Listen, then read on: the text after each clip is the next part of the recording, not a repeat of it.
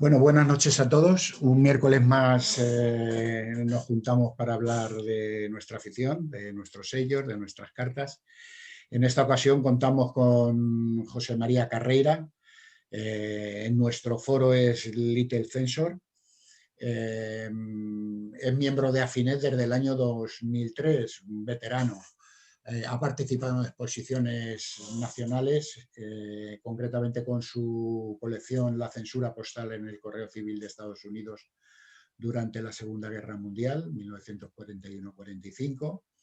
En general es un gran conocedor de todo lo relacionado con la censura civil y militar y con el periodo de entreguerras, incluyendo, por supuesto, nuestra guerra civil. Es miembro de Afinet y miembro del CCSG, que es el Grupo de Estudio Civil de Censura, es un grupo que estudia la censura a nivel mundial. Y bueno, y sin más, pues cuando quieras, José María, comparte tu pantalla y empezamos.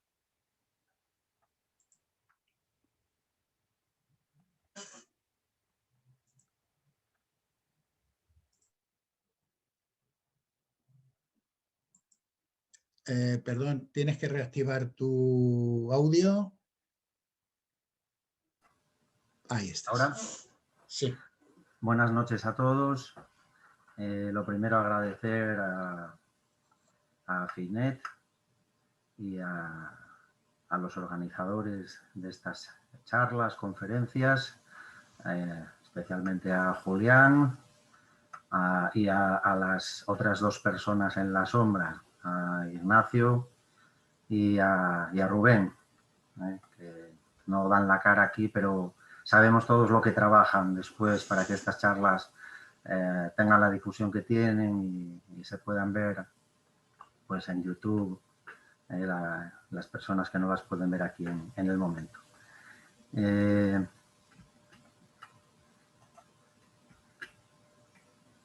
Bueno, vamos a empezar. Esta charla pues está basada en mi colección, cuyo título veis en la pantalla. Llevo aproximadamente unos 10 años con este tema y voy a intentar, pues, partiendo, no se necesitarían conocimientos previos, de explicaros pues lo que fue, más o menos a grandes rasgos, la censura del correo en Estados Unidos durante este periodo, durante 1941 a 1945.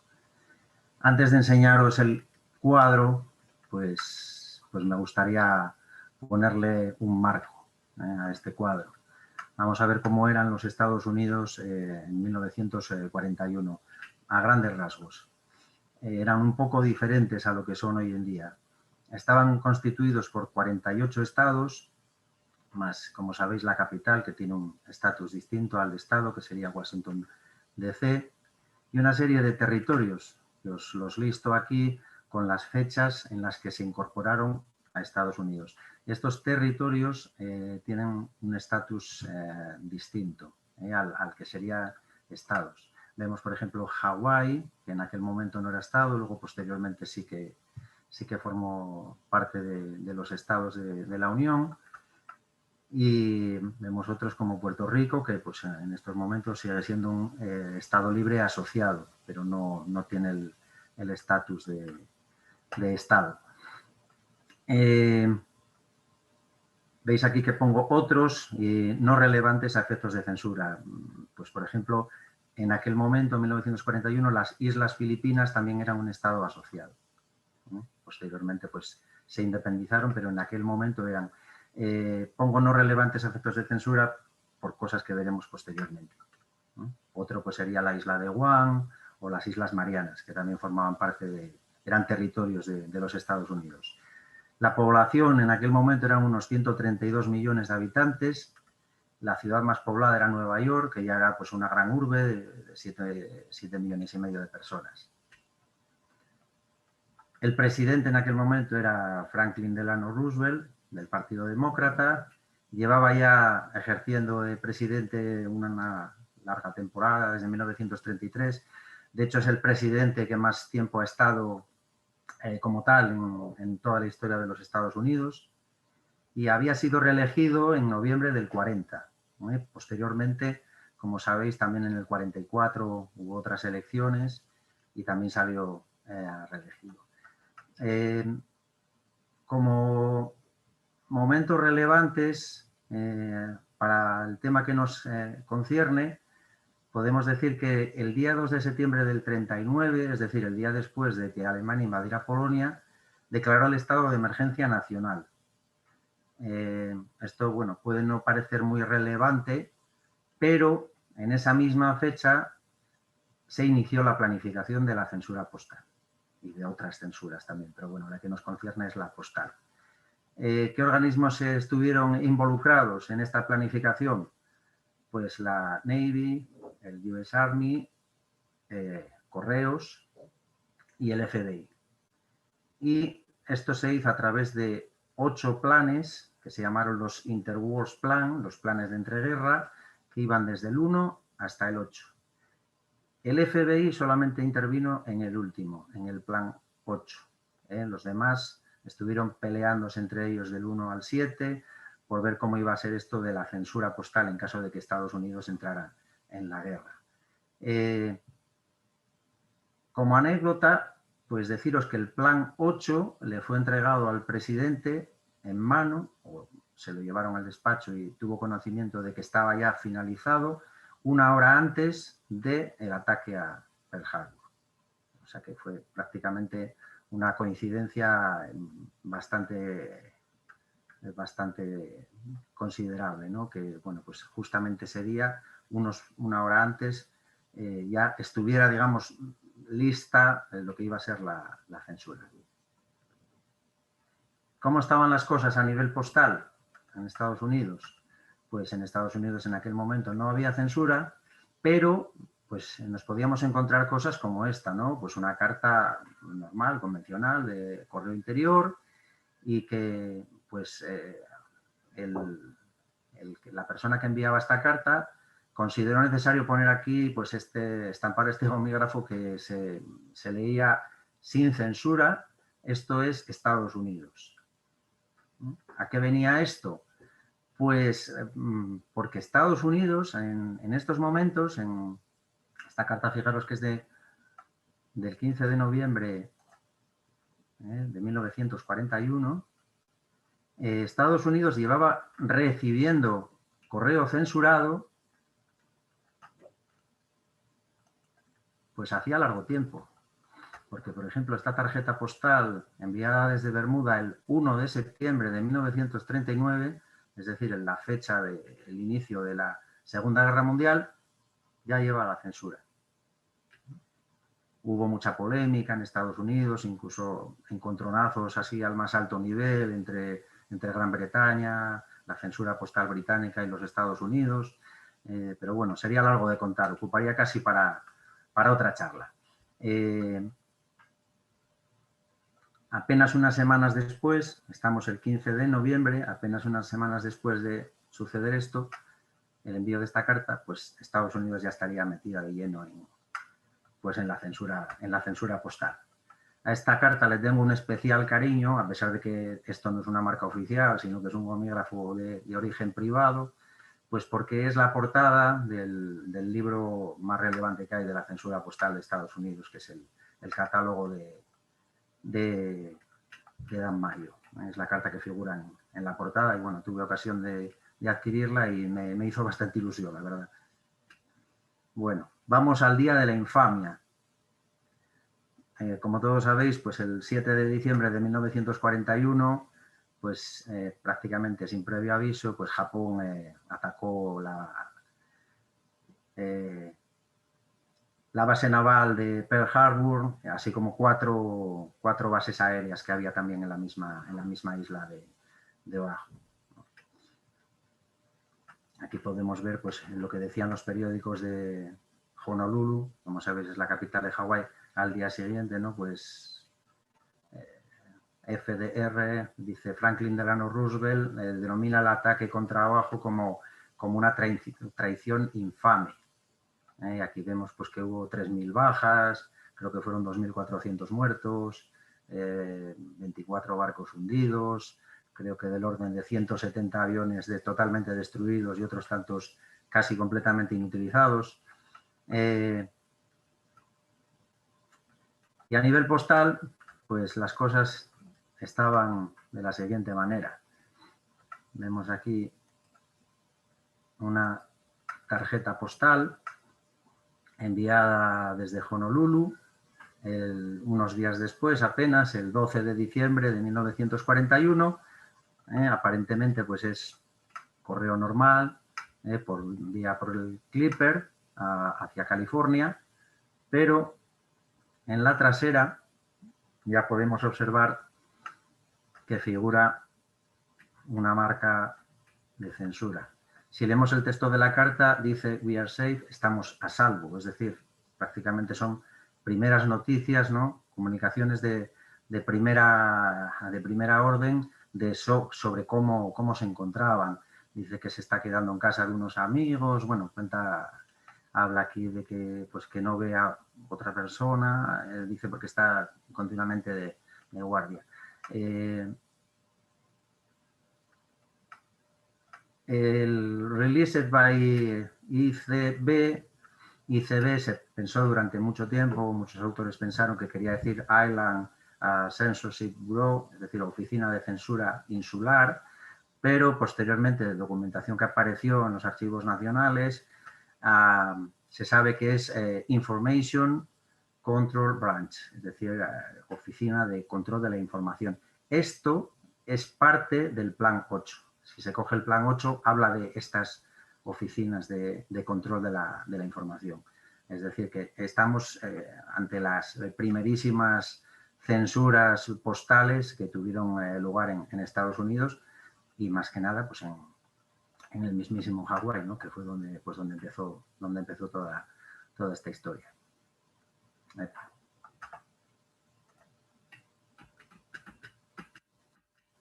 Bueno, ¿qué consecuencias tuvo el bombardeo de Pearl Harbor? Pues como sabéis todos, la entrada al día siguiente de los Estados Unidos en la Segunda Guerra Mundial. Ese mismo día también el presidente de los Estados Unidos ordenó la creación y la implantación de la censura postal y otro tipo de censuras que ya veremos también. ¿A quién le encargó la formación de este sistema de censura? Pues a este señor, a J. Hoover.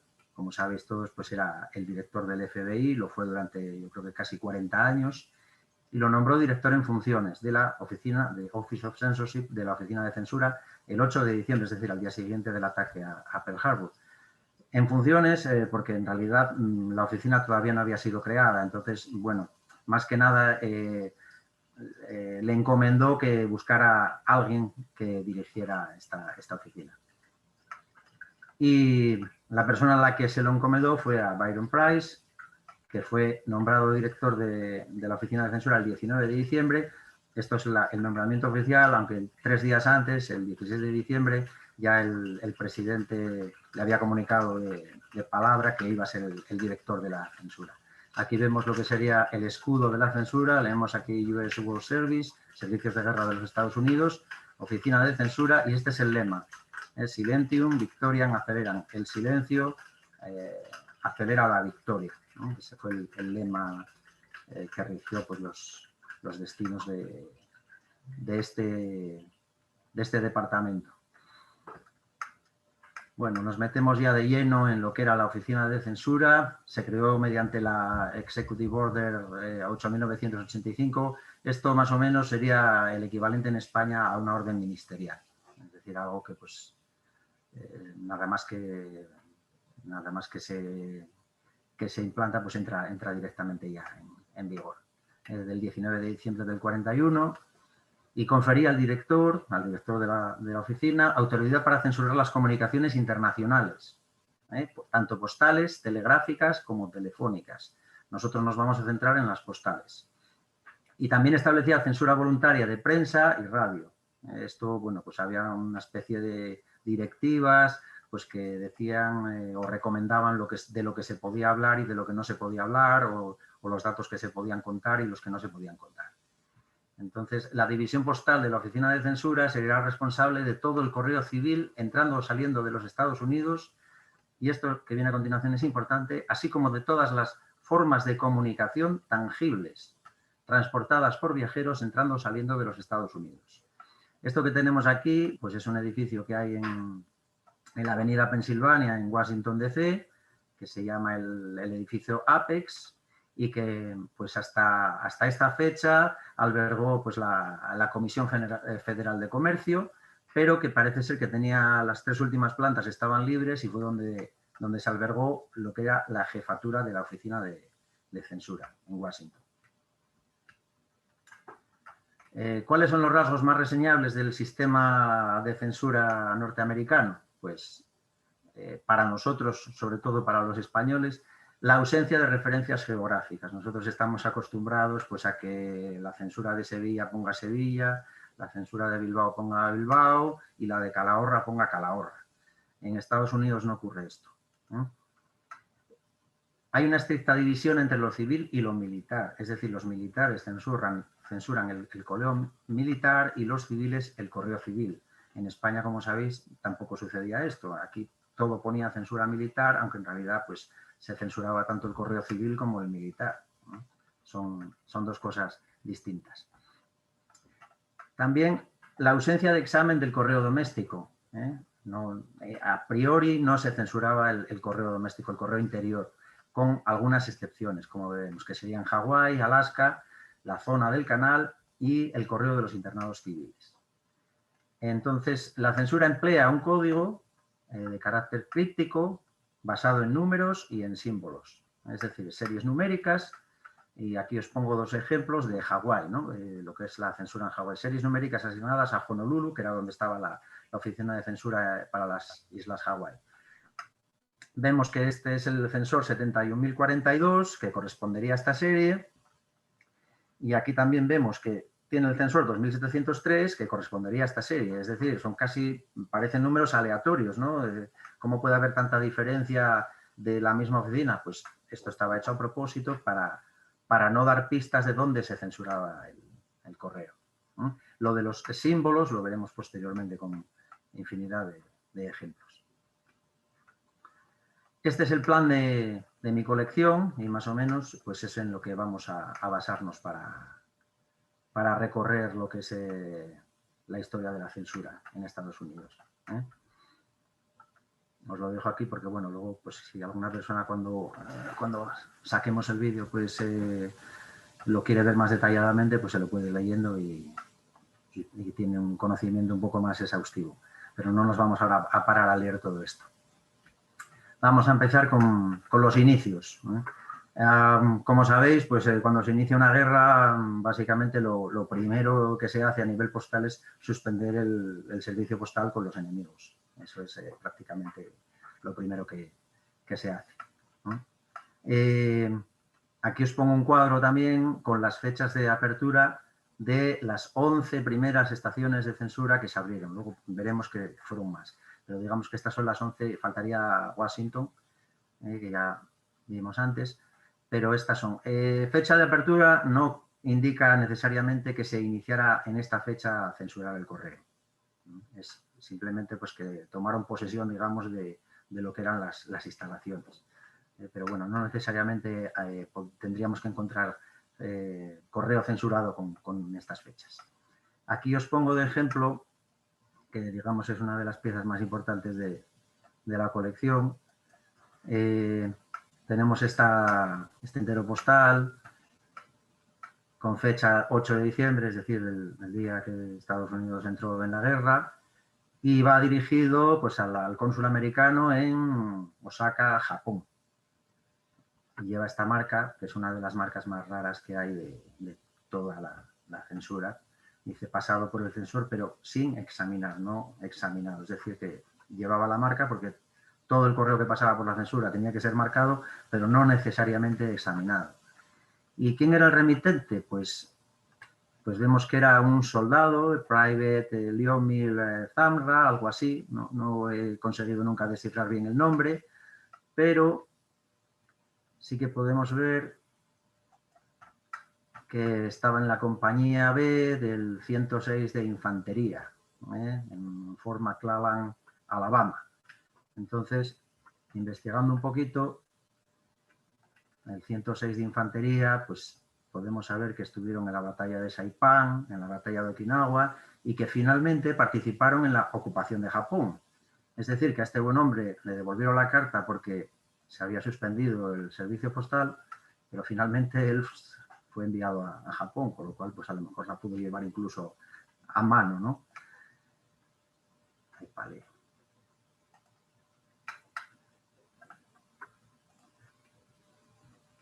Y aquí os pongo pues el distintivo del 106 de Infantería. Los inicios de la censura, pues un poco más de lo que veníamos hablando. Esto sería una carta con Alemania, del día 10 de diciembre, cursada el 10 de diciembre. El 11, como sabéis, Alemania declara la guerra a los Estados Unidos, con lo cual ya no puede ser cursada. Entonces, servicio suspendido, pero ya también figura aquí que fue examinada y retenida. Examinada, esta es una censura provisional de Nueva York, y aquí sería la fecha de devolución, el 31 de marzo del 42. Esta sería lo mismo de San Francisco a Cebú, a las Islas Filipinas. Como sabéis, pues simultáneamente a la invasión, al ataque a Pearl Harbor, Japón invadió también Filipinas, aunque no totalmente, pero bueno, se decidió suspender prácticamente el servicio postal, quedó suspendido, solamente permaneció el servicio postal militar. Y tendría una marca también provisional de San Francisco, que si os fijáis ni siquiera lleva número de censor, porque todavía no habían sido adjudicados en esta fecha. Y otro tercer ejemplo, pues sería una carta de Estados Unidos, de Cleveland, a Noruega. Noruega también, como sabéis, había sido invadida por Alemania, entonces ya es territorio enemigo, aunque Noruega no fuera un país enemigo, pero al estar invadido por Alemania, pues no se puede cursar este correo. Entonces ya se pega aquí sobre la dirección del destinatario, se pega esta etiqueta que es de la censura, de vuelta por el censor, de vuelta al remitente por el censor, y aquí veríamos la banda de censura, ya que se censuró en Nueva York, el número estaría al 2. Y también parcialmente retenida, porque como vemos hasta el 15 de mayo del 42 no regresa, está en poder de la censura. Bueno, vamos con la jefatura, que como dijimos antes estaba en ese edificio tan bonito que vimos y que todavía existe hoy en día, en Washington. Comenzó a operar el día 11 y aclaro aquí que a pesar de ser la jefatura, allí apenas se censuraba correo. Era correo muy especial, el que, como vamos a ver, el que se censuraba allí. De hecho, aclaro aquí que hasta mediados de 1942 solamente había 3 personas efectuando labores de censura y 21 a finales de 1943. Es decir, que no se caracterizó la jefatura de la oficina de la censura por abrir mucho correo. El tipo de correo que abrió, pues vamos a ver que es bastante especial. Vamos a empezar por abajo. ¿Se ve bien? Sí, se ve perfectamente. Bueno, pues como veis es correo diplomático, viene del Líbano, aunque el sello es libanés, aunque las marcas postales son de Washington, ¿no? Viajado por valija diplomática, aquí pone approved by Puig, o sea, aprobado para valija, y lleva esta marca de MA es mailed from foreign country, que es enviado o puesto en el correo desde país extranjero. Y vemos aquí esta marca, que es la marca estándar, o una de las dos, con pequeñas variaciones que hay de la oficina de la jefatura de Washington. Hablamos al principio de que el sistema de censura americano usaba tanto series numéricas como símbolos.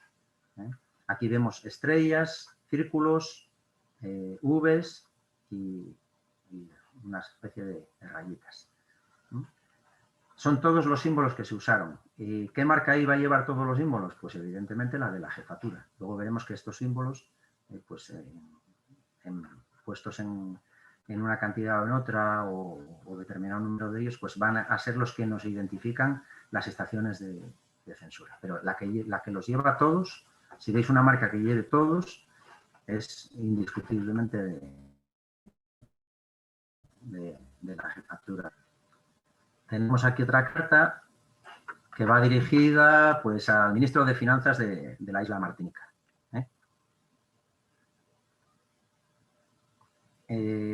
La carta, a pesar de que viene desde Francia a la Martinica, pues se desvía y pasa por Washington, que no entra dentro de lo que sería la trayectoria estándar, ¿no?, de una carta que va desde Francia a la isla Martinica.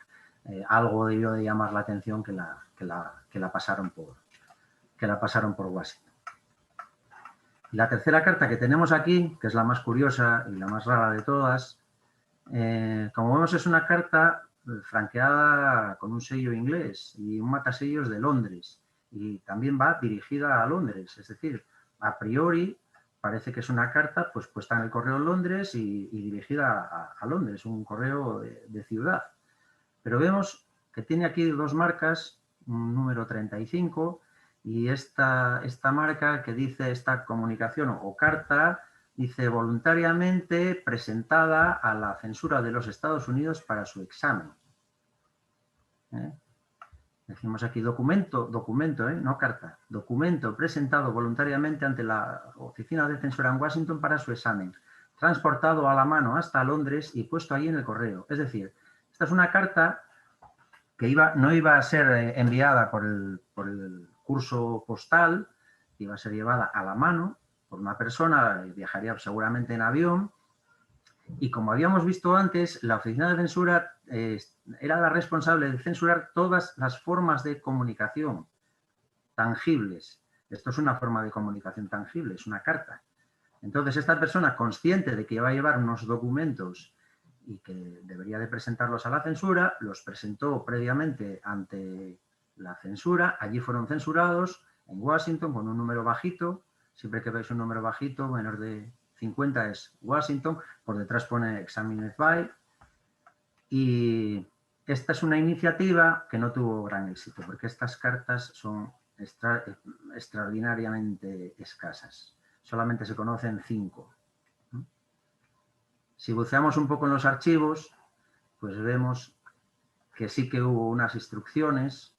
Dice aquí Oficina de Censura Washington, dice instrucciones para futuros viajeros concerniente a papeles y documentos, ¿no?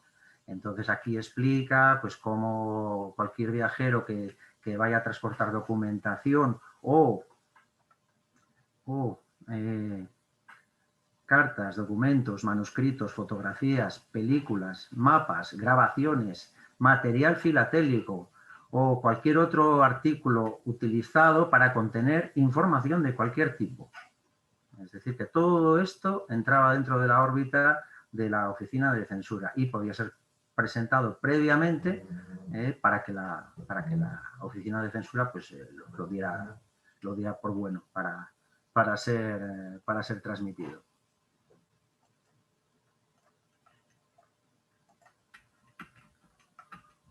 Bueno, nos vamos al correo privilegiado. No todo el correo que circulaba estaba sujeto a censura. Había personas que no estaban sujetas a la censura, pues evidentemente porque la discreción requería que no figurase, que no fuera abierta su correspondencia. El ejemplo más claro que se me ocurre, pues por ejemplo, esta carta dirigida al presidente Roosevelt. Se idearon estas marcas, pasado por la censura de los Estados Unidos, para pues marcarlas como que sí, habían pasado por la censura, pero nunca veréis una carta que lleve esta marca que se haya realizado apertura de la misma. Esta carta, el matasellos es del 3 de abril del 45, pongo aquí que difícilmente la pudo leer porque falleció el día 12, entonces, bueno, si la consiguió leer debió ser una de las últimas cosas que hizo Franklin Roosevelt. También aclaro aquí que este es un ejemplo, pues claro, evidentemente el presidente de los Estados Unidos no se le iba a censurar el correo, pero había otra serie de personas y entidades, estamentos, que no estaba claro. Entonces había unas listas, denominadas las listas blancas, en las que figuraban pues embajadores, cónsules, un determinado número de personas y entidades que estaban exentas de la censura. Entonces, muchas veces los censores normales no sabían si un correo había que censurarlo o no, porque las listas cambiaban continuamente. Entonces, idearon este sistema que se llamaba el censor not to censor, el censurar o no censurar, por el cual pues, el censor normal ponía este puntito de color negro, veis que hay una variedad bastante grande, hay como 10 marcas diferentes de estas. Y se pasaba la carta a digamos, a un censor de mayor nivel, y el censor de mayor nivel, si consideraba que la carta no era censurable, pues la dejaba tal cual y seguía su curso. Si le ponía la marca violeta, quería decir que estaba sujeta a censura, como lo son la mayoría. Yo con punto sola, creo que tengo un par de ellas, pero no he visto muchas más. Evidentemente, pues bueno, esto es, se ve que es una carta oficial de la República de Colombia, por Payé está lo mismo, también está oficial, libre de franqueo, al servicio de su majestad. Entonces, había muchas dudas normalmente y por eso se les ocurrió pues, esta idea del rectángulo y el punto. Y vamos a empezar ya pues, con las estaciones de censura. Como sabéis, una estación de censura es un lugar donde se abre, se examina el correo y se sacan conclusiones, que eso es la parte más importante. Se sacan conclusiones de lo que contienen las cartas y se pasa esa información, se genera una serie de informes y de dossiers y se pasa esa información a quien puede interesar, a la Armada, al Departamento del Tesoro, a quien pueda interesar. Había unas listas pues, predeterminadas de conducción de la información que se obtenía a través de la censura. Bueno, os pongo aquí un montón de datos. No empezó muy fuerte la estación de Nueva York, como todas, la verdad, las primeras semanas pues prácticamente las dedicaron a otras cosas más que a abrir cartas, pero acabó pues siendo la estación de censura más importante de todas las de la época. Prácticamente el 75% del correo internacional pasó por la oficina de Nueva York y para que nos hagamos una idea de la dimensión que tuvo, pues operaban 4.500 censores, que se dice pronto, 4.526 censores. Además de esto, albergó 2 unidades especiales dentro de lo que era la oficina de censura, que es la unidad de prisioneros de guerra y la unidad de control filatélico. Aquí os pongo pues, las primerísimas marcas de la oficina de Nueva York. Son todas marcas provisionales o incluso menos que provisionales, porque esta pues, se considera que es un prototipo de marca que yo creo que hay 2 o 3 cartas con esta marca. Luego se le quitó la E y el BY. Hay alguna por ahí con el Examiner Sensor número. Son marcas todas muy escasas. Si os fijáis en las fechas, menos esta que es de junio del 42 y que sería del jefe de la censura, pues son todas de los primerísimos días de operación. Empezaron teniendo pues, una serie de marcas provisionales. Al principio fue, al acontecer la guerra de una manera tan, a pesar de la planificación previa que se había llevado, pues no tuvieron claro cómo llevar a cabo el tema de las marcas. Entonces hubo al principio una infinidad de marcas provisionales. Aquí os pongo las 3 lineales distintas de Nueva York. Son marcas provisionales de marzo a diciembre de 1942. Posteriormente ya, cuando las cosas se fueron estabilizando un poco y ya fueron entrando en funcionamiento las estaciones importantes, pues se establecieron las marcas estándar, ¿no? Que son las que pues, luego permanecieron ya prácticamente pues, durante toda la guerra. A partir de mediados del 42, yo creo que todas las estaciones estaban ya utilizando las marcas estándar, que serían estas. son las más habituales. Pues US Censorship, censura de los Estados Unidos, examinado por, y aquí ya empezamos a ver pues combinaciones de símbolos, ¿no? Pues estrellita, raya, raya. Pues esto, siempre que veáis esto, pues es Nueva York. Una estrellita.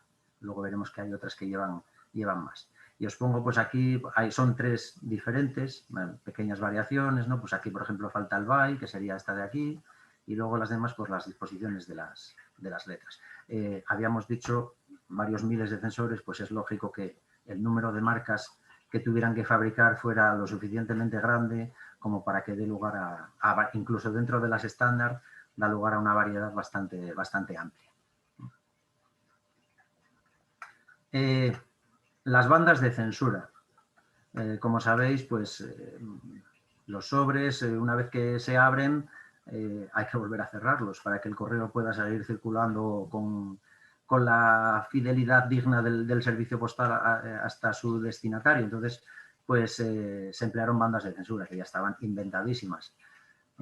Estas de aquí, esta pues es la más rara de todas las bandas de censura del periodo 41-45, que veis que pone prensa, no son del periodo inicial, son de 1944, fue una especie de experimento que se hizo para censurar, siempre es correo relacionado con la prensa, ¿no? Con fotografías de prensa, informes, pero no tuvo ninguna difusión. De hecho, hay hasta un censo de estas cartas, yo creo que no hay ni 15 cartas que tengan esta banda.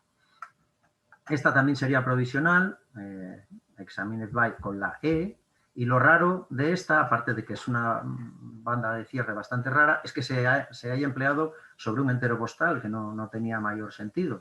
Se ve que pues, el censor en este momento no tenía ninguna marca manual de la que echar mano, valga la redundancia, y le puso una etiqueta.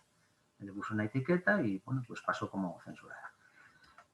Y esta ya sería la banda de cierre estándar a la que estamos más acostumbrados y que es la más habitual de todo el periodo, que son las marcas de celofán.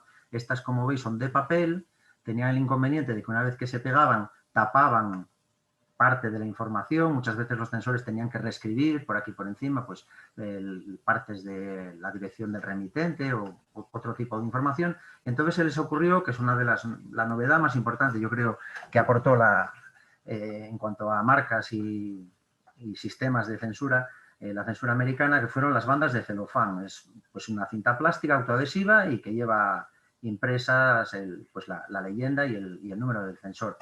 Esto sería un censor de bajito, como vemos, perteneciente a prisioneros de guerra, a pesar de que no es un correo de prisioneros, y yo creo que pues, o bien se despistaron porque va dirigida a un general y lleva aquí su número de soldado en Inglaterra, se despistaron y la clasificaron como de prisioneros de guerra, o también es verdad que muchas veces algunas secciones estas especiales, cuando no tenían mucha ocupación, censuraban el correo normal, ¿no? Pasaban a ser censores ordinarios. Bueno, vamos con la otra unidad importante que hubo, que era la unidad de control filatélico.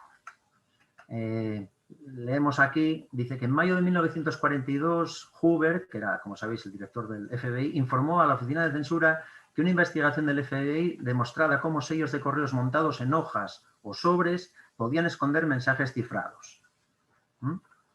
Entonces, para interpretar este tipo de mensajes, pues se creó esta unidad, que estaba pues, formada en gran parte por conocidos filatelistas. ¿Cómo se hacía esto? Pues, por ejemplo, pues, una carta que contenía, pues imaginaros una hoja con un montón de sellos. Pues la inicial de cada país del sello pues figuraba como una letra, ¿no? Pues si era un sello de España, pues se hacía una S, ¿no? Spain. Pues si era de Argentina, pues así con todos. Entonces, ¿por qué tener a filatelistas metidos a censores? Pues porque evidentemente si un filatelista ve un envío filatélico y ve en una hoja que va un sello de España, un sello de Argentina, un sello de Bélgica, un sello de las Islas Kerguelen y un sello de... Esto es raro. Esto no lo ha hecho, no es un envío filatélico, ¿no? Porque estarían clasificados por países, por marcas, por emisiones, por otro tipo de criterio, no un criterio tan aleatorio como podía ser ese. Esto llegó hasta una sofisticación enorme, ¿no? Hasta pues, hacerlo con sellos, con el mismo sello que tenía un sello que tenía 26 variedades, solamente visibles para gente que estuviera muy familiarizada con las emisiones, y que cada variedad pues, era una letra. Entonces eso ya era más difícil de captar. Vemos esta carta, que es una carta a priori, no tiene nada que ver con la filatelia, porque es pues, de un transitario, ¿no? De International Forwarding, de Monterrey, México, a su sede en Chicago. Es decir, a priori no tendría nada que ver con la filatelia. Aparentemente se ve que contuvo sellos y que debieron llamar poderosamente la atención de los censores, porque vemos aquí que la marca pone PU, que sería Philatelic Unit de San Antonio, a Philatelic Control Unit de Nueva York. Es decir, de la unidad filatélica, que había una en cada estación de censura, ahí los sensores no cobraban, eran filatelistas que prestaban ese servicio, ¿no? Entonces, cuando veían una cosa que les llamaba la atención, se remitía a la Philatelic Control Unit de Nueva York. ¿Qué es lo raro de esta marca? Pues que había instrucciones muy precisas de la censura para que estas marcas se retiraran una vez que la carta llegaba a Nueva York, y que todas las cartas figuraran como censuradas por la unidad de control filatélico en Nueva York, que sería esta marca, el número de censores 20.003. Hay dos series, la 20.000 y la 9.800. Es del todo raro, hay dos cartas, una es esta y otra pues, que estaba en la colección de Dan Mayo. Son las dos únicas que se conocen con este tipo de marcas que no fueron retiradas, porque ya digo que había instrucciones para que fueran retiradas. ¿Cuál era la otra función de la unidad de control filatélico? Controlar las exportaciones de sellos. Nada más que entró en funcionamiento la oficina de censura, se prohibió la exportación de cualquier tipo de material filatélico desde los Estados Unidos, excepto a Canadá. Fue el único país al que se pudieron seguir enviando, salvo que se contara con un permiso específico de la oficina de censura, es decir, con una licencia. Vemos aquí esta carta pues, de una famosísima marca pues, de catálogos y material y demás, y vemos aquí esta marca que dice Philatelic Mail, o correo filatélico, y permiso de la censura número pues, 1226. Esta marca es de origen privado, es decir, la puso la propia empresa y la fabricó la propia empresa, siguiendo esta marca, las directrices que venían en esta marca. ¿De dónde salía esta marca? Pues esta marca venía en el permiso de la censura.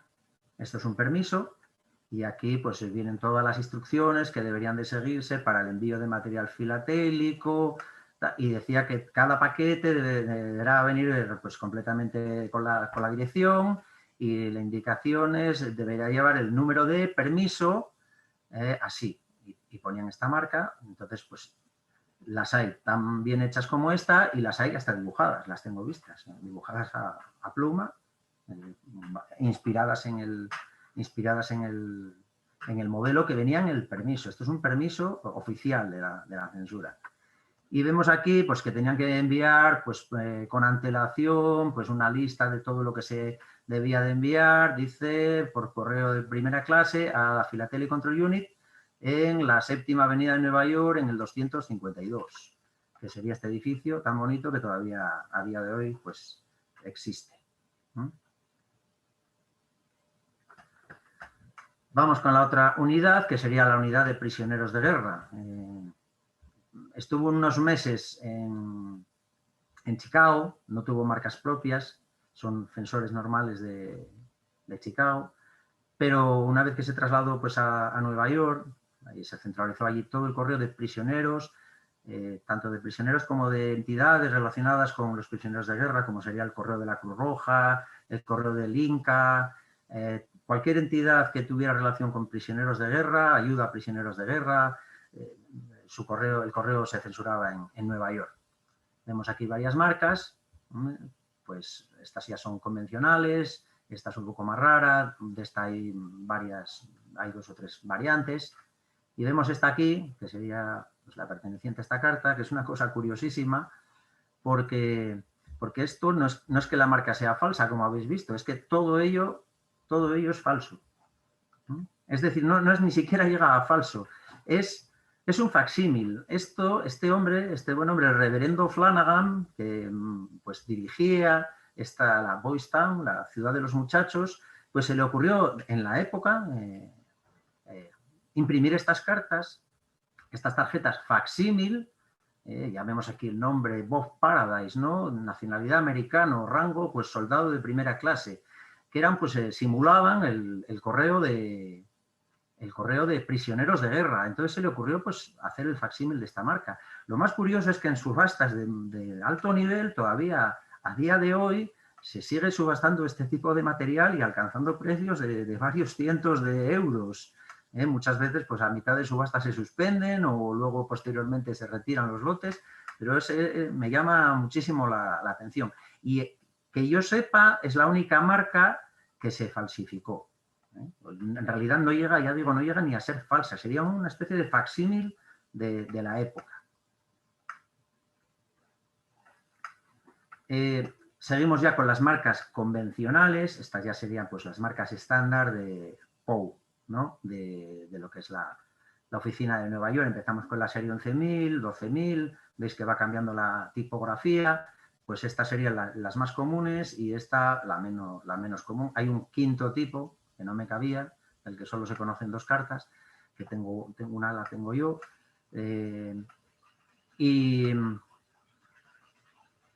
y ya digo que las diferencias son en las series y en la tipografía, ¿no? Pues la coma, veis que aquí cada vez se van haciendo como más barrocas, ¿no? Los números.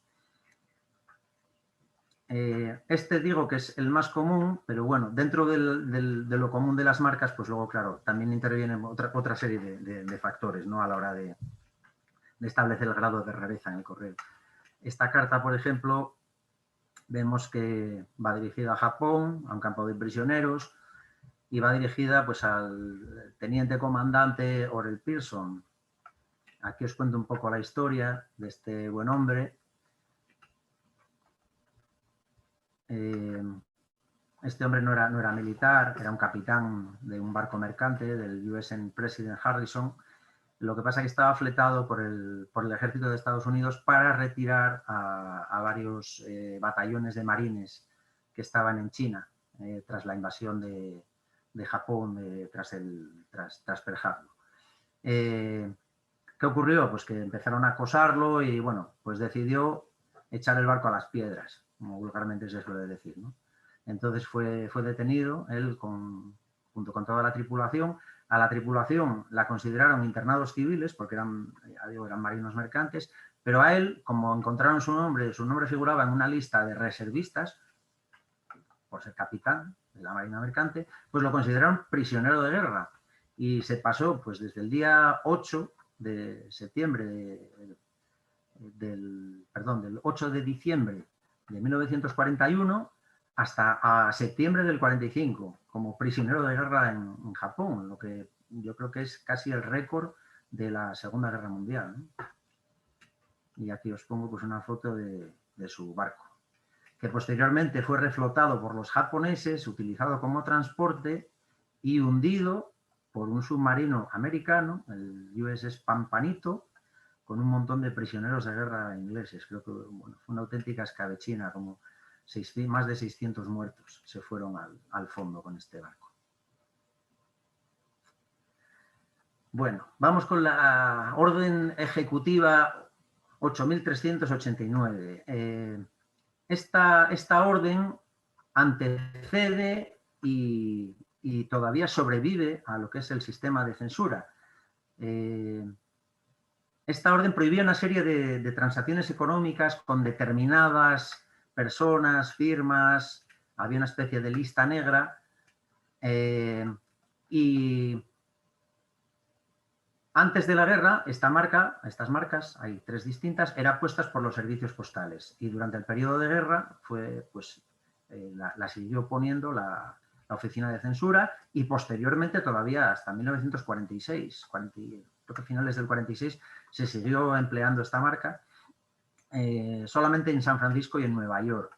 Estas dos serían las de Nueva York y esta la de San Francisco. Como veis, pues una va alineada aquí justificada a la izquierda, está alineada a la izquierda, está justificada y está alineada al centro. Son las diferencias más significativas. Y por tanto sería la primera marca de censura, tipológicamente hablando, porque ya se venía empleando desde antes de la existencia de la oficina de censura.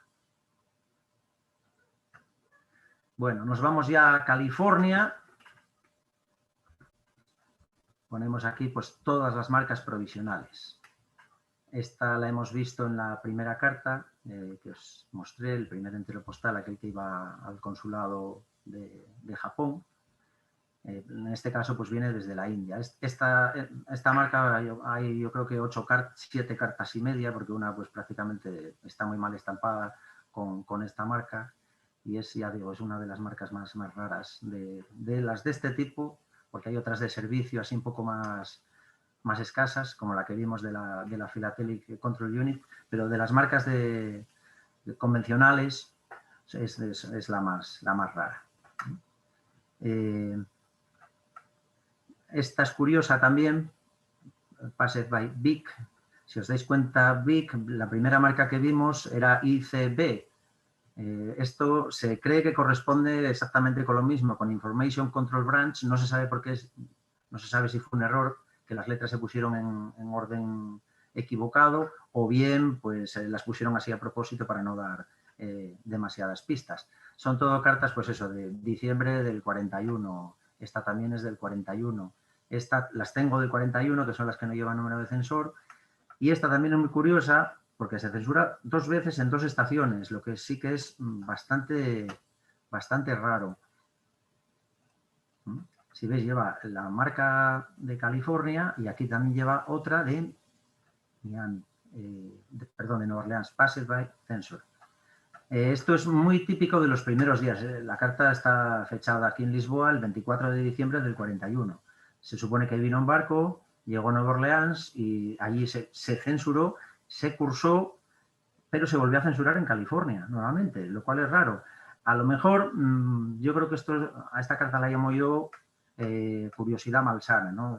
Porque iba dirigida pues a Carmen Miranda, de la 20th Century Fox, que era pues una estrella de cine de la época, aquella señora que se ponía fruteros en la cabeza.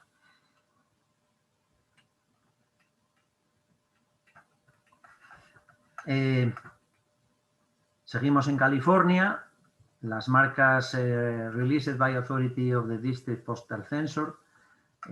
Uno de los principales problemas que tuvo la censura, no solo en California, sino en todos los sitios, fue la acumulación de correo. Los volúmenes de correo que manejaba Estados Unidos eran descomunales y los servicios postales, cuando se planificaron los planes previos de los que hablamos, del plan 1 al plan 8, siempre exponían el mismo problema, que era que iba a ser la cantidad de correo y las acumulaciones de correo, que iban a ser una cosa intratable. Y tenían razón.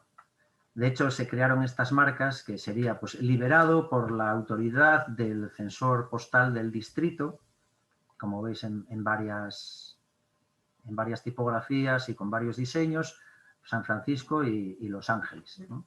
Entonces, pues, como vemos, ninguna carta se censura, todas están liberadas, pero ninguna lleva marcas de haber sido abierta ni censurada. Esto se debió, pues eso, a la acumulación tan descomunal que hubo de correo. Se ve que era correo que, pues no es correo que viniera de países o de destinatarios demasiado sospechosos. De hecho, esta, por ejemplo, pues viene del consulado americano y va dirigida al secretario de Estado, ¿no? Al que sería el ministro de Asuntos Exteriores. Pues estas cartas pues, se dejaban pasar sin más. Muchas de estas incluso son pues, de la antigua colección de Franklin Roosevelt. Llevan el sello por detrás, el matasellos de cuando las subastó la Harvey. Pongo aquí que la acumulación se debió principalmente a que los periodos máximos de demora que se había marcado la propia oficina de censura eran 24 horas para el correo aéreo y 72 horas para el correo superficie. Entonces, transcurrido este plazo, las cartas se reintegraban al sistema postal, salvo que fuera una cosa muy sospechosa, que entonces sí que se quedaba todo el tiempo que hiciera falta, pero si no, si se veía que era correo pues no sospechoso en principio, se liberaba sin más. Y seguimos ya pues con las marcas, serían las marcas estándar de California. Ya vimos antes la de Nueva York, pues estas iguales, US Censorship, Examined by y combinaciones de símbolos. Aquí siempre va a llevar la V en medio. Lleva la V, aquí en este caso pues escoltada por 2 estrellas y en este caso pues por dos segmentos. Esta y esta pues son un poco variables, se usarán tanto en Los Ángeles como en San Francisco. Esto es una faja de una publicación periódica, de una revista, no es que se censurara el contenido, simplemente se revisaba para que en el interior no llevara ningún mensaje, no fuera una carta o no llevase escrito nada dentro de lo que era la publicación. Pasamos a Miami. Os cuento aquí pues algunos detalles, como por ejemplo que en 1943 promediaba 238.000 cartas a la semana, es decir, casi 250.000 de cartas censuradas por semana. Solamente por detrás de Nueva York, que censuraba 785.000. ¿Os acordáis que ya habíamos dicho que tenía 4.000 y pico censores, ¿no? Pues eso da para todo esto. Y os pongo aquí pues algunas de las marcas más raras de todo el periodo. Esta, como veis, esta carta está aparentemente totalmente destrozada, pero tiene su sentido. De hecho, el censor está en puesta marca que dice recibida en malas condiciones por el censor. Es decir, que el censor ya la recibió así. Y para que no culparan a la oficina de censura de maltratar las cartas, pues diseñaron esta marca, que es la única carta conocida, porque luego se diseñaron unos papelitos que decían lo mismo y se añadían a la carta. Y de hecho, aquí, no sé si, a ver si lo podemos ver, también pone recibida en malas condiciones por la oficina de Chicago. Es decir, que la carta ya parece ser que tuvo algún tipo de incidente en su tránsito desde Curazao. Creo que nunca llegaremos a saberlo, pero sí que el deterioro se debe, o sea, fue en el curso de la carta, no es un deterioro posterior. Empezamos aquí a ver una provisional de Miami, que también se usaba como de paso rápido, porque veis que no se censura. De hecho, esta carta va pues a la embajada británica.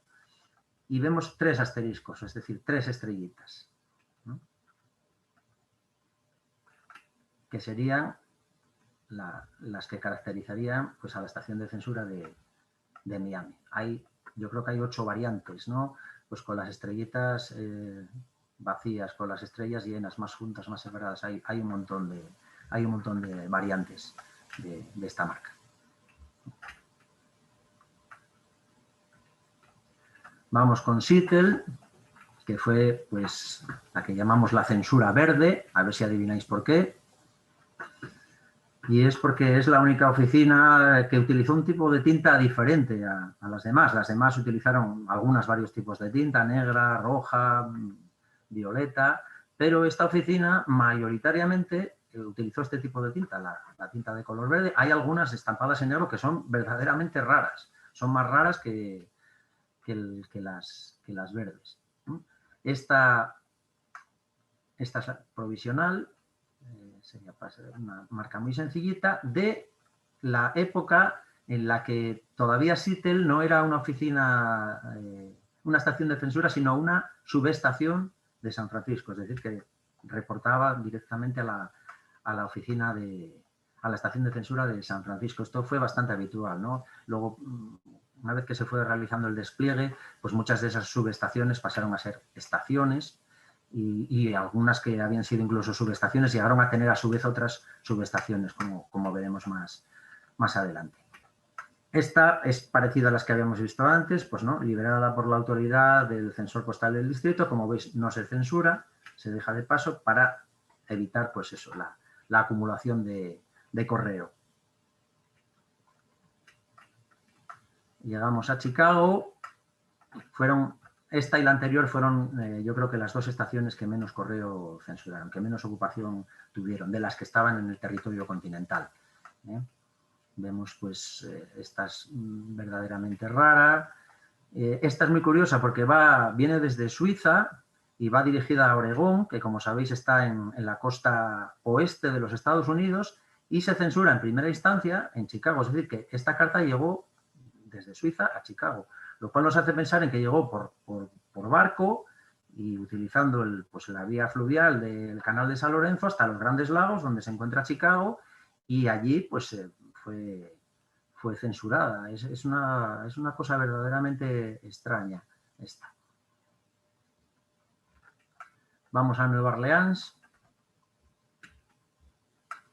Estas son las provisionales. Como veis, todas dicen lo mismo, pero todas son completamente distintas. Incluso de esta hay como 6 variantes diferentes, ¿no?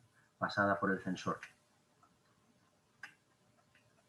Aquí pues cuento un poco, cuando las personas posteriormente quieran ver el vídeo, si se leen todo esto, pues encontrarán muchísima más información, si no se nos hace un poco largo. Llegamos a las estándar de Nueva Orleans, que fue la única estación junto con Nueva York que tuvo las marcas de 24 milímetros y las grandes también, las de 35 milímetros. Y eran usadas indistintamente. De hecho, si os fijáis, estas dos cartas están censuradas por el mismo censor. Los números no variaban nunca. Al censor se le adjudicaba un número y ya permanecía con ese número para siempre. Entonces, aquí está el 14.419 y aquí vemos que es el mismo, pero con 2 marcas diferentes. Es decir, en 2 días diferentes de su labor censora, pues utilizó dos marcas distintas. Pasamos a Texas.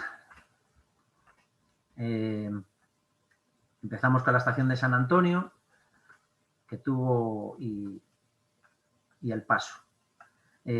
San Antonio fue una de las estaciones más importantes del periodo. Censuró muchísimo correo, sobre todo procedente de México, de Centroamérica.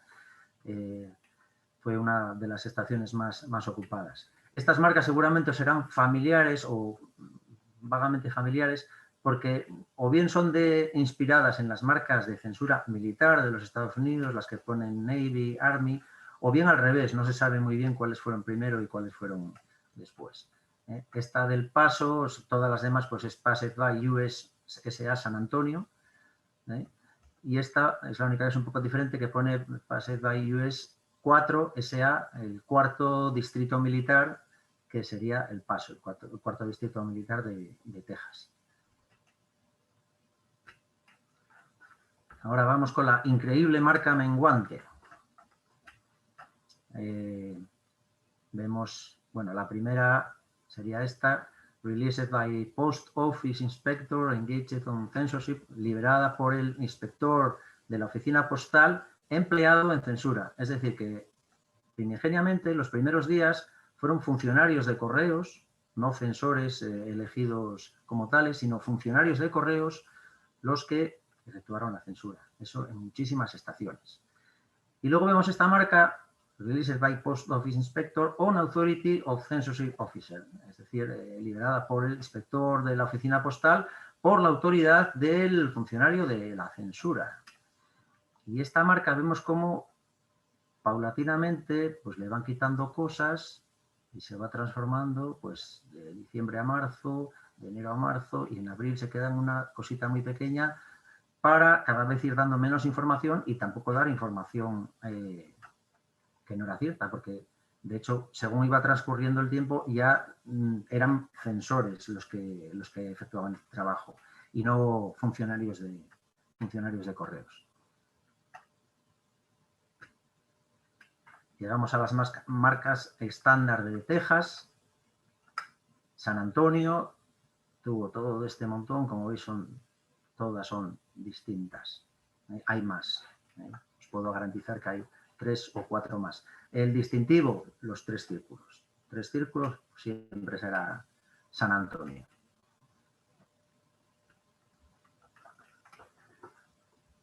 Tenemos aquí más marcas de Texas. Texas, pues por la frontera tan grande que tiene con México, pues básicamente todo el correo que venía de Centroamérica y todo el correo que venía de México pues era censurado en la frontera de Texas, casi todo, ¿no? Menos la parte que iba por California. Entonces, pues tenemos Laredo, que son 4 círculos, de esta hay también 4 tipos, solamente os pongo uno aquí. Y luego El Paso, que serían 2 círculos con 2 segmentos, os pongo los 3 tipos que hay. Y Brownsville, que era una subestación. Como sabéis, pues Brownsville hace frontera, o sea, enfrente, en la frontera mexicana, la ciudad gemela, digamos, sería Matamoros. Entonces censuraba pues el correo fronterizo, prácticamente el correo que venía de ahí, de la zona. El resto pues entraba en los cauces postales y se censuraba en las estaciones más relevantes. Vamos con Hawái, que habíamos empezado allí. Hawái no se caracterizó por tener muchas marcas de censura, más que nada porque era una zona militarizada y la mayor parte de la censura que se ejerció era de carácter militar. Es casi todo correo de militares o paramilitares y lo que es la censura de correo civil hay más bien poca. Esta sería la marca estándar, que sería círculo V círculo, y esta es curiosa porque a partir de... Esto sería THMA, sería Territorio de Hawái Military Administration, o sea, Territorio de Hawái bajo administración militar, que es ya de 1945 y que la Oficina de Censura dejó ya de ejercer. Y la censura pasó a realizar la Armada, a partir del 1 de enero, la Armada no, el Ejército, a partir del 1 de enero de 1945. Entonces hubo aquí un montón de censores y a pesar de ser correo civil, como veis, que va pues de Mackay Radio a Telegraph Company pues a sus homólogos en Nueva York, pues se censura por este estamento que ya era militar, aunque censuraba el correo civil. Y vamos ya con cosas muy periféricas, ¿no? Pues estaciones remotas, ya.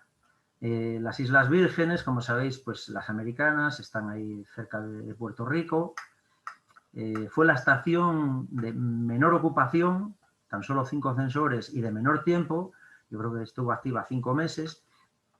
Y en realidad fue una especie de experimento que se planificó para si la estación, si San Juan, como sabéis, el Clipper hacía escala en San Juan, si por alguna razón los Clipper no podían escalar en San Juan de Puerto Rico, se decidió habilitar aquí una estación de censura para poder desviar periódicamente correo hacia allí. No tuvo ningún éxito. De hecho, hay hasta un censo de estas cartas. Utilizaron bandas de censura de Puerto Rico, de la estación de San Juan de Puerto Rico, que como veis se les tachaban los números de censor y se habilitaban aquí tipográficamente con los números de censor de ahí. Aquí veis que es el 14.201 y aquí el 14.200. Pues el 14.200 al 14.204 fueron de los que hay conocimiento. Hay poquísimas cartas. Se cuentan con los dedos de las manos. Otra estación, esta ya ultraperiférica, podríamos denominar, era Samoa. Como sabéis, está pues, en el hemisferio sur, el Pacífico, y a pesar de que allí lo único prácticamente que había eran militares de Estados Unidos, y sobre todo en esta época, pues había un pequeño contingente, vamos a decir, de población civil. Entonces, esta marca se habilitó para el correo civil, a pesar de que los que la ponían eran militares. Y es la única marca de toda la época, de todo el periodo, que dice claramente dónde está puesta. Vimos alguna de Nueva York que ponía NI, o las de San Antonio que ponen SA, pero que ponga pasada por el censor Samoa americana, así que hable claramente de dónde fue censurada. Esta es la única marca. Y tanto se usaba cuando se abría la carta, cuando la carta se examinaba, como cuando no era examinada. Puerto Rico. Bueno, esta estación es curiosa porque aquí son más raras las marcas estándar que las marcas provisionales. las marcas provisionales, que es esta, es una marca no común, pero bueno, se consigue fácilmente, y la marca estándar es bastante difícil de conseguir. Y es porque casi todo lo que se emplearon fueron bandas de censura. Se censuró muchísimo correo censurado en San Juan, pero casi todos son bandas de censura estándar con los números adjudicados a la estación. La excepción sería esta, que es de los primerísimos días. Como veis, pone Examined by una C y un 14. El 14 no corresponde con la numeración, con los números adjudicados por la Oficina de Censura, sino que es una numeración meramente provisional de los primeros días. De hecho, solamente se utilizó diciembre y enero, de diciembre de 41 a enero 42, esta marca. Llegamos a la zona del canal, como todos sabéis, pues en esa época pues era un territorio de los Estados Unidos. Aquí, bueno, pues doy una pequeña descripción de lo que era y hubo dos estaciones de censura. Cristóbal, una en el lado Atlántico, digamos, Caribe, y la otra en el lado Pacífico. Y pues aquí vemos una serie de marcas provisionales relacionadas con todas las que habíamos visto en las otras estaciones. También siempre es una constante: liberada, liberada, liberada. Liberada, en este caso, en el caso del correo norteamericano, la censura norteamericana, perdón, no quiere decir que hubiera estado retenido el correo, a diferencia del correo británico, que las marcas que usaban eran condemned y luego cuando se liberaba se ponía released. Aquí simplemente que es largado. Podríamos decir más bien que liberado sería largado, es decir, que no lo podemos censurar y lo largamos. Esta, de hecho, se censuró luego en Nueva York, no se censuró Esta no se censura, por ejemplo, pues porque va dirigida al gobernador del Canal de Panamá, ¿no? Que debería estar exento.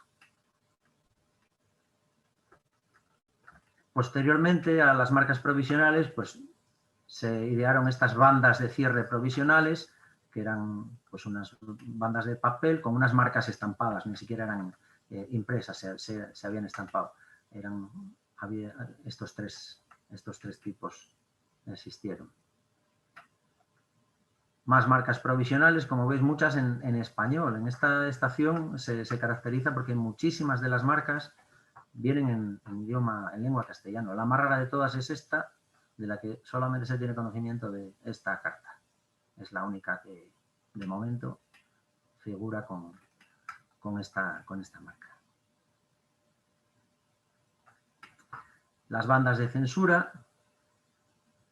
Seguimos también en castellano: Estados Unidos de América, abierta por la censura, defensa continental. La defensa continental fue un concepto ideado por Estados Unidos para involucrar a varios países del continente americano, tanto de Centroamérica como de Sudamérica, para que implantaran sistemas de censura, digamos, satelitarios, ¿no? de lo que era el sistema postal americano. Aquí podemos ver varios ejemplos. Está esta censura de aquí con una marca de Cristóbal, pero también aquí viene como abierta por la censura, y por la parte de atrás es de Tegucigalpa, es decir, sería una censura de Honduras, que no tuvo mucha difusión. Hay pocos ejemplos también, pero sí que se llegó a censurar correo en Honduras. Y este sería el mismo caso, pero mexicano. Examinado, y aquí censor México. Hubo en más sitios, hubo en Nicaragua, hubo en El Salvador, hubo en varios países de Centroamérica. Entraron en lo que es este sistema, ¿no? digamos, de censura a nivel continental. Llegamos a la censura delegada. Hasta ahora hemos visto cómo se censuraba el correo dentro de los cauces normales del correo, pero como habíamos visto, habíamos visto un ejemplo de las cartas presentadas voluntariamente a la censura. Decía que la jurisdicción de la Oficina de Censura se extendía a todas las comunicaciones que entren o salgan de los Estados Unidos, incluido cualquier documento o forma de comunicación tangible transportada por viajeros que atraviesan sus fronteras. Esto tiene tela, porque Estados Unidos fronteras tiene unas pocas. Solamente con México tiene 3.150 kilómetros de frontera. A esto hay que añadir los puertos de mar y los aeropuertos, que también son fronteras. Entonces, la Oficina de Censura se vio claramente imposibilitada a censurar todo este correo que pasaba por estos sitios. Entonces, se habilitó, se delegó en el US Customs, en aduanas, en el servicio aduanero de los Estados Unidos. Entonces a ellos pues, se les permitió cualquier carta que interceptasen que la censuraran. Estas son las marcas, se llaman de primera época, son todas así, pues ya vemos abril 42, esta de Mobile, Alabama, que va aquí, pues solamente hay 2 ejemplos conocidos, es decir, no tuvo un gran éxito. Y lo peor de todo es que no había un respaldo legal, es decir, el Customs no veía que ellos tuvieran que hacer este trabajo, no veía una cobertura legal a que ellos pudieran abrir cartas, en una palabra. Entonces, a principios del 43, y debido a este tipo de problemas especialmente jurídicos, y también a que la oficina de aduanas no remitía informes a la oficina de censura, es decir, abría cartas, las censuraba, pero no se sacaba nada en claro, la información caía en saco roto, por así decirlo. Entonces, a partir de esta fecha se comunicó que todas las cartas que se interceptasen pues, serían interceptadas por ellos y enviadas a las oficinas de censura correspondientes. Entonces, para evitar equívocos, pues se idearon estas marcas que viene a decir recibida de aduanas. Vamos a verlo con un ejemplo. Esta carta que tenemos aquí, si nos fijamos bien, va de Mexicali, que es México, Baja California, pero tiene un matasellos de Calexico, que es la parte de California. Es decir, pero vemos que los sellos son de Estados Unidos. Y sin embargo, la carta va censurada. Es decir, esto es una carta que, si prescindimos del membrete, es una carta con franqueo americano, matasellos americano, censurada. Esto era ilegal, no se podía hacer, no se podía abrir el correo interior. Esto hubiera sido un escándalo. Entonces, se estampa esta marca, recibida de aduanas. ¿Qué ocurrió con esta carta? Esta carta fue cruzada a mano por la frontera, interceptada por aduanas que estamparon esta marca y traspasada a la oficina de censura, donde allí fue censurada. Es decir, es una carta que iba de México a Estados Unidos, o bien porque, pues, para evadir la censura, o intentarlo, o bien porque consideraban pues, que el sistema postal americano era más fiable o más rápido o cualquier otra consideración. Esta sería lo mismo, pero desde España. Esta es curiosa porque pone por la cajilla del buque Norte, es decir, esta viajó en barco, como vemos, franqueada, pero con un fechador aquí puesto claramente en destino, en Filadelfia, y también recibida de aduanas y con un número aquí especial, la serie 21.000, que es de censura de viajeros, que se llamaba Travelers Censorship, censura de los viajeros. Esta sería igual que la de arriba, pero en Nogales. Vemos incluso que el membrete de la carta, Nogales, como sabéis, es una ciudad doble de estas que tiene su homólogo del otro lado de la frontera. Hay Nogales en México y Nogales en Arizona. Esta sería exactamente lo mismo. Y para los aficionados al correo de trenes, pues luego circuló aquí por el taxón Nogales. Esto sería un ambulante ferroviario. ¿Qué ocurre con esta carta? Teóricamente esta carta se censura en Los Ángeles, pero desde Calexico a Los Ángeles hay un buen montón de kilómetros. Si vamos a los archivos nacionales de Estados Unidos, nos encontramos este documento que en su día fue confidencial. Hasta finales de los 70, principios de los 80, toda esta información no se desclasificó, como vemos aquí que lo fue, y nos encontramos unas listas de censores de Calexico, de Tecate, de San Diego. Es un fragmento, hay de más sitios. Y vemos que el censor 55.249 es un tal William S. Brady, que estaba contratado temporalmente y que curiosamente es el censor de esta carta. Es decir, sabemos que censores de la oficina de Los Ángeles fueron desviados a las sedes de las oficinas de aduanas de todos estos sitios, dependiendo del tráfico que tuvieran. Evidentemente, pues Tecate vemos que se le adjudicaron 3 números y solamente uno llegó a ejercer, pero en Caléxico sí que se conoce bastante. Estas cartas son todas raras, pero bueno, de Caléxico se conocen, es yo creo que la estación de la que más se conocen. Entonces, pues gracias a este documento que apareció, sabemos que la estación de Los Ángeles, que había sido en su día una subestación, posteriormente también se desplegó en otra serie de subestaciones para hacer el servicio de la censura muchísimo más efectivo. Seguimos con lo mismo, censura delegada, pero pues en otras estaciones, ¿no? Pues esta, por ejemplo, es curiosa porque tiene un franqueo aquí portugués, pero está matasellado con el matasellos mudo de Estados Unidos y va por avión, es decir, esta carta, pues, y esta recibida de aduanas, esta marca se puso en el aeropuerto de La Guardia, está en Nueva York. Volada, pero a la mano, no volada como, pues seguramente por algún piloto, por algún miembro de la tripulación, intentaban volarlas. Y tengo otra, más espectacular todavía, con 20 y tantos sellos, también con censura de La Guardia, y encima va dirigida a una compañía aérea, con lo cual demuestra que sí que era como habitual, ¿no? que las tripulaciones llevaran mensajes por esta vía. Y llegamos a otras agencias, que para mí pues, es la parte más interesante. Ya estamos acabando, ya creo que nos pasamos un poco de la hora, pero ya estamos terminando. Esta es la parte menos conocida y, por así decirlo, más oscura, ¿no? de lo que fue la censura postal. El 19 de febrero del 42, Roosevelt promulgó otra orden ejecutiva de esta orden ministerial en la que se establecían zonas de exclusión en la costa oeste de Estados Unidos, California, incluso partes de Arizona, y que obligaba a todos los residentes en nacionalidad enemiga a registrarse en las oficinas de correos. Y de no hacerlo, podían ser internados hasta el final de la guerra.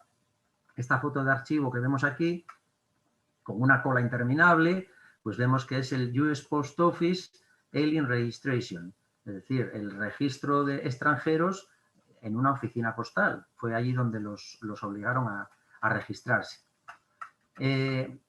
Pongo aquí que al finalizar la guerra habían sido internados 120.000 japoneses de origen racial, de los cuales 2/3 tenían la nacionalidad norteamericana, 11.000 alemanes y 700 italianos. Y además, 6.600 residentes latinoamericanos fueron deportados desde sus países, desde Centroamérica y Sudamérica, a instancias del FBI y de la ONI, que sería la Office of Naval Intelligence, la Oficina de Inteligencia Naval, desde sus países a los Estados Unidos. Y pongo aquí que el US Immigration and Naturalization Service, el servicio de la Migra, la famosa Migra, fue la que estuvo al cargo de censurar sus comunicaciones postales, incluso hasta finales de 1947. Otros organismos también, pero bueno, fundamentalmente ellos. Y pongo aquí pues algunos ejemplos, ¿no? de lo que fue este correo. Pues esta carta, pues es, como vemos, va de Nueva York, desde la isla de Ellis a Nueva York, a Manhattan, es decir, sería correo interior, y como vemos está clarísimamente censurado. Es decir, que lo de que el correo interior no se censuraba, pues es una especie de mito, ¿no? Sí que se censuraba. Lo que pasa que en determinadas condiciones y en determinadas, hay a determinados individuos. Esta sería exactamente lo mismo, desde Los Ángeles, California, a Santa Fe, Nuevo México, y también censurada. Esta ya va pues, a un campo de concentración. De hecho, la isla de Ellis también fue utilizada en esta época como campo de internamiento o campo de concentración, como preferáis llamarlo. Esta sería lo mismo, tenemos ya un alemán, este es un alemán, este es un japonés, la carta va incluso escrita en japonés, y el que nos falta es un italiano, que sería este Carmelo, y que estaba pues en Camp McAllister, y que vemos incluso que va de Camp McAllister, que es Oklahoma, a San Francisco, California, y no es que lleve una censura, es que lleva 2. Se censura en Origen, en El Campo, y se censura también en Nueva York, en la sección de prisioneros de guerra. Y es un correo interior, tarifa 1 centavo. O sea, bastante claro que esta carta no tenía una procedencia del extranjero. Seguimos con esta carta.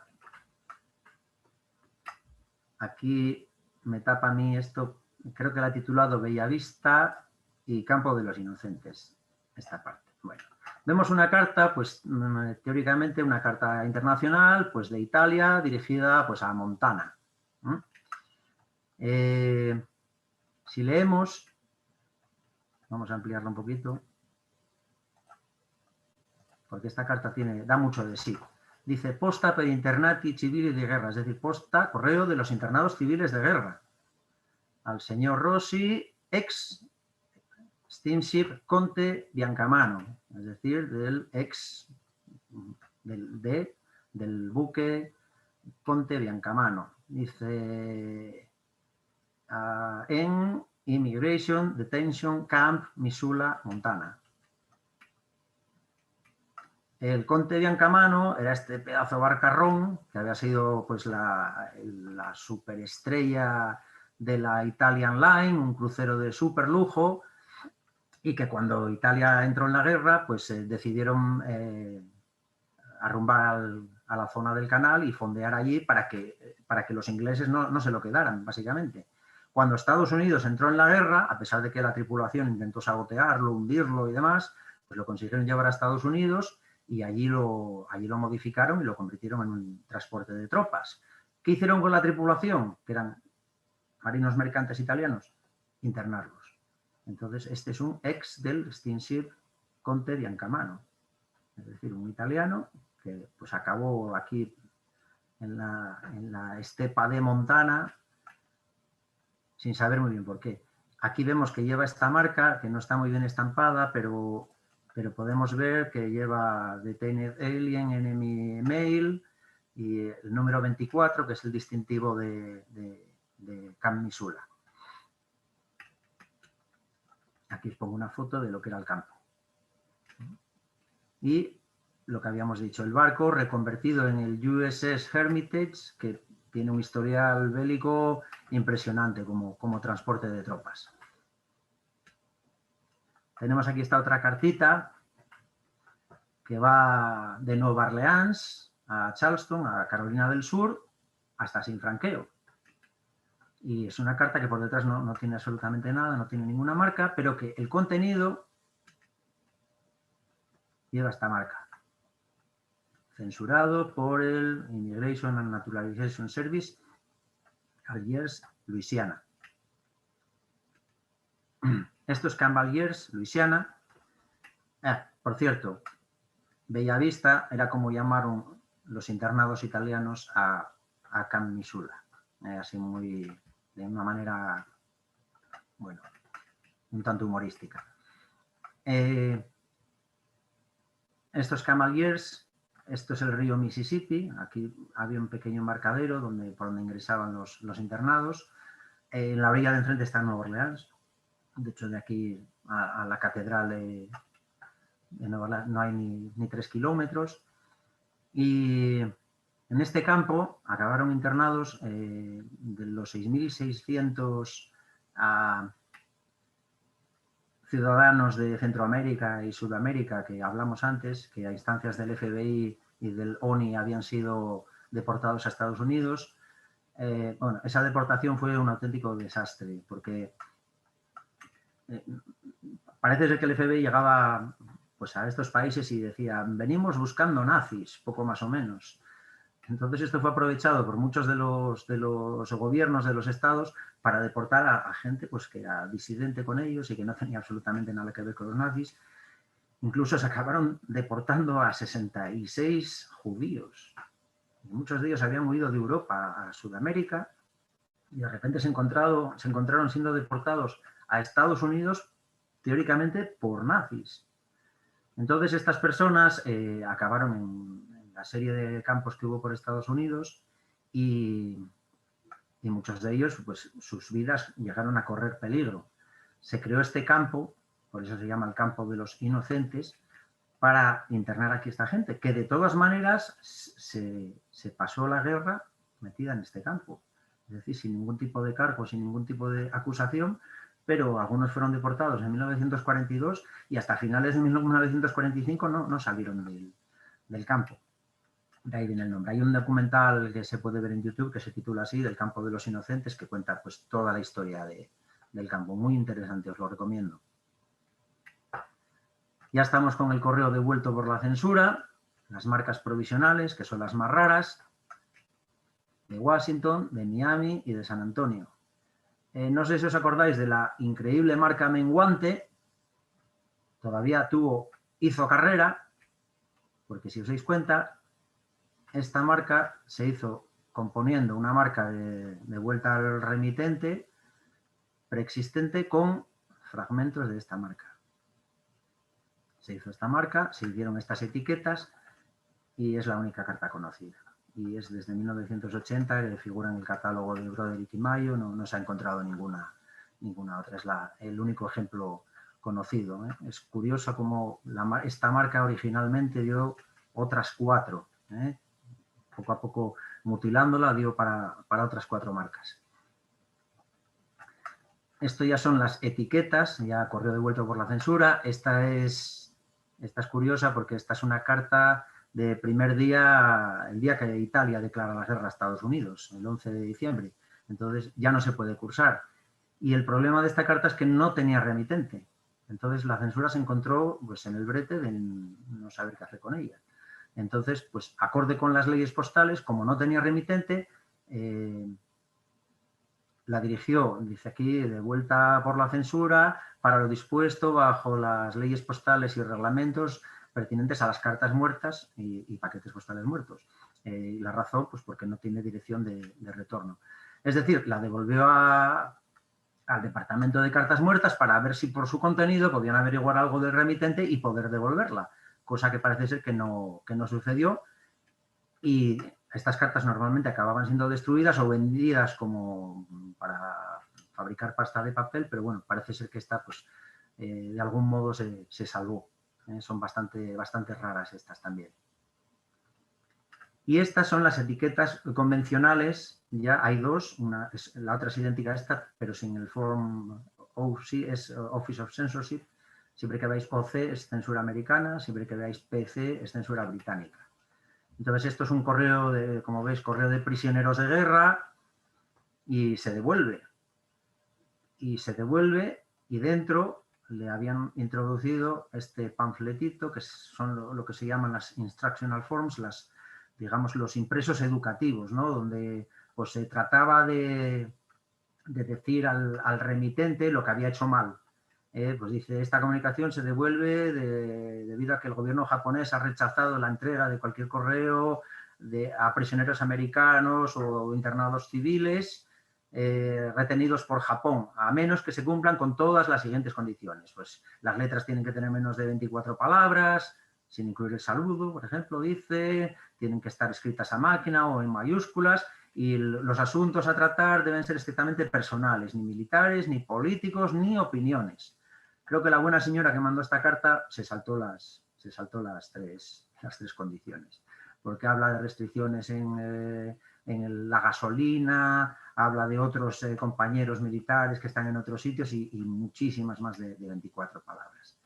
El destinatario era este hombre, que era, como veis, era un coronel, y aquí os cuento un poco la historia, ¿no? Pues que también se pasó una buena temporada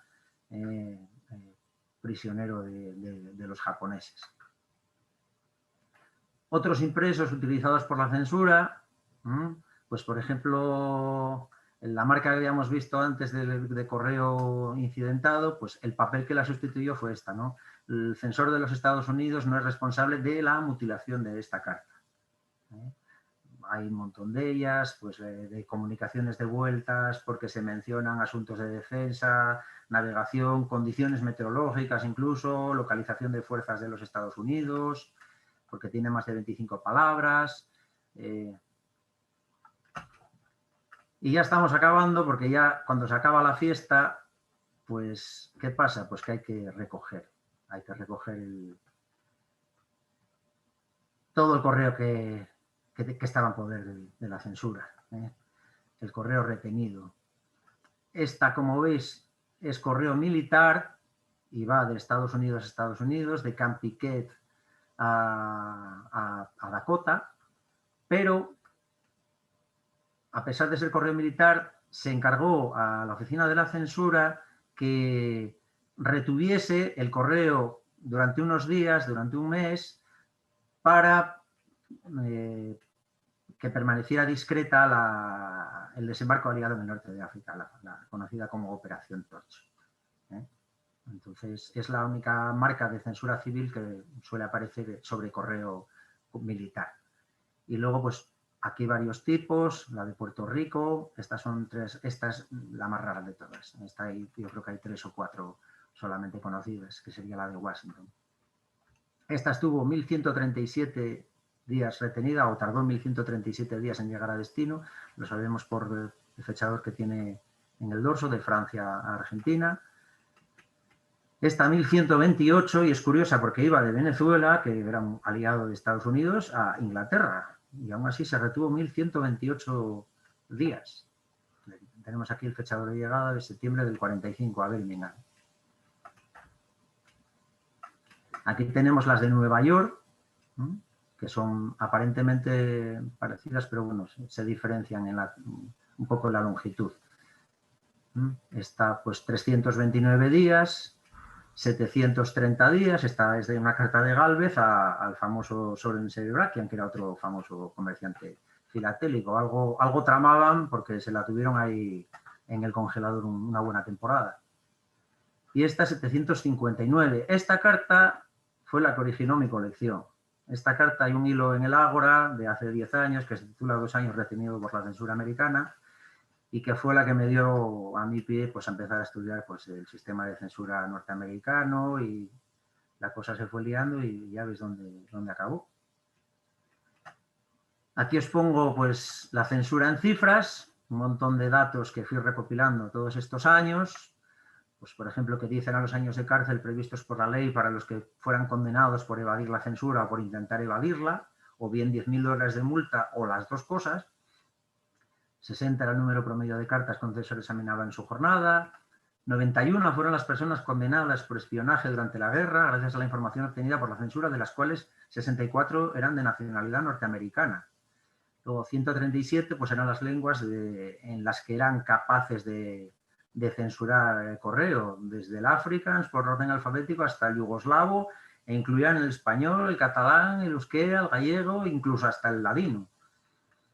195 fueron los censores dedicados a la Traveler Censorship, a la que habíamos visto, a la censura de los viajeros, y pongo aquí que claramente insuficientes, teniendo en cuenta, pues, el número de puertos, aeropuertos y pasos fronterizos. Ya, como habíamos dicho, solamente la frontera mexicana son 3.150 kilómetros. Imaginaos la cantidad de cartas que pudieron circular por todos los pasos fronterizos que hay. 14.460 fueron las personas que llegaron a trabajar para la censura en su momento álgido, que fue febrero del 43, y más del 65% eran mujeres. 38.000 eran las personas que figuraban en la lista negra. 37 millones, casi 38, fue el correo que censuró solo la estación de Miami entre el 42 y el 45, y lo que se gastó la censura en su periodo de existencia fueron 85 millones de dólares. Aquí os dejo una buena cantidad de bibliografía que a mí me ha sido muy útil. Este es, bueno, el libro básico, ¿no? Sobre todo Marcofilia, y luego, pues, los demás son, este también es Marcofilia, y los demás son del funcionamiento de la censura, básicamente. Esto es una tesis doctoral extensísima, pero que habla de toda la Office, no solamente de la división postal, sino también de lo que era la censura telefónica, cómo se censuraban las llamadas internacionales. Estaba el censor ahí con un botón, y si decían algo inapropiado, pues le daba un pito y quedaba cancelada la comunicación. Es muy, muy interesante. Y, pues, una serie de recursos online, pues desde el Civil Censorship Study Group, que, bueno, a través de los boletines, pues vamos actualizando tanto los censos de marcas como las como las nuevas marcas que van apareciendo. Está bastante, gracias a esto, tenemos la información bastante actualizada. Y nada más. Muchísimas gracias a todos. Y si a alguien le quedan ganas, hasta podemos hacer alguna pregunta y todo. Muchas gracias. José María, muy interesante, muy bueno y profundo. Muy bueno, muy bueno. Siento mucho la extensión, no pensé que fuera a durar tanto, pero bueno, uno se lía a hablar y es lo que hay. Muchas gracias, ha sido interesantísimo y cuando la tengamos subida en YouTube, más de uno la va a ver más de una vez, porque ha dado una cantidad de información, una vasta cantidad de información y va a estar estupendo. Muchas gracias. De todas maneras, si leéis, no he leído todo, pero si leéis hay mucha más información y sabéis además que estoy a vuestra disposición en la dirección por mensaje en Afinet o en el Ágora para cualquier consulta, duda. Si yo no la sé responder, recurriré a instancias superiores, que las tengo. Pues nada, si no hay preguntas y en vista de que se nos ha hecho bastante tarde y vamos a cenar, muchas gracias, José María. La semana que viene os invito, tendremos una conferencia que nos dará Julio Peñas. Fue presidente de Afinet y es una persona muy ligada al coleccionismo español y se basará en ayudas al coleccionista, o sea, no va a explicar ninguna colección, sino simplemente las ayudas, bibliografía, todo lo relacionado o todo de lo que vamos a disponemos los filatelistas para desarrollar nuestras colecciones.